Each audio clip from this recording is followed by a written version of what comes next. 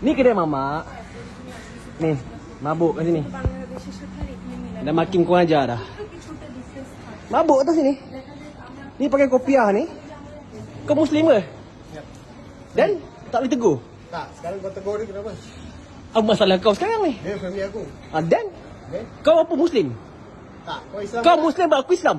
Islam. Kamu Islam. pandai. Apa masalah dai-nya? Bodoh. Apa inai? Inai. Ah, Fuck you.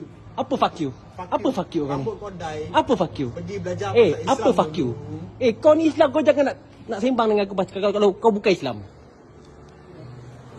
Aku bukan Islam. Kau Islam ke kau bukan Islam?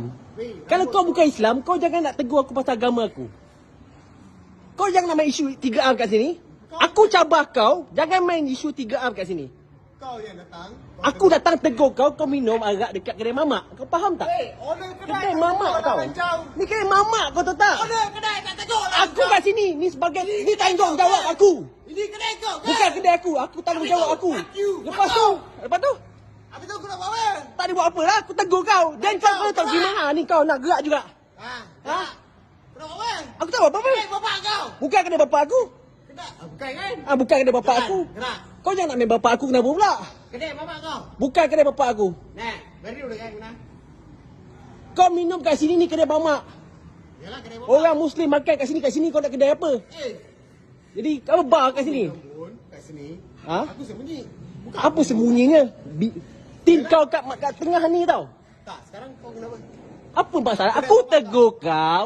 Nak minum tempat lain. Owner kedai pun tak pernah tegur Itu aku lah. owner kedai. Pergi cerita dengan owner kedai. Owner kedai nak tanggung dosa-dosa dia. Aku tegur kau. Tanggungjawab aku dah lepas. Tanggungjawab aku dah lepas. Kena mama kadang nama aku tadi kata. Okey, Ha. nama dia ya. Sekarang owner kedai dengan tegur aku. Aku Okey, ambil. Sekarang dah. aku masalah kau. Dah, settle. Tak apa, silakan. Okey, dah settle. Apa masalah kau nak ajak aku gaduh? Aku tegur kau tak puas hati. Apa masalah kau?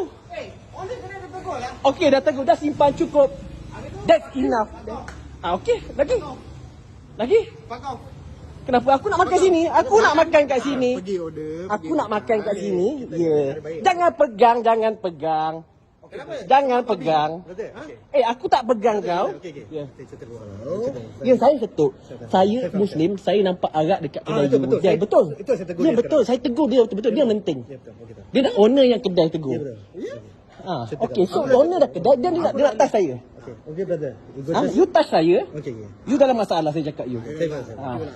Sekarang bukan. Aku nak viralkan. Kalau kau tak nak minta maaf dengan aku viralkan. Okey. Kita viralkan dalam Facebook lah. Ya. Thank you. Okey. Aku siapa? Apa kau ingat aku tak fikir kau siapa ke apa? Kau nak touch? Nak touch? Rembat je lah. Aku nak tengok kau berani tak berani touch? Saya Ya, saya tahu. Saya dah tegur dah. Saya tahu. Sini nak makan, buat cara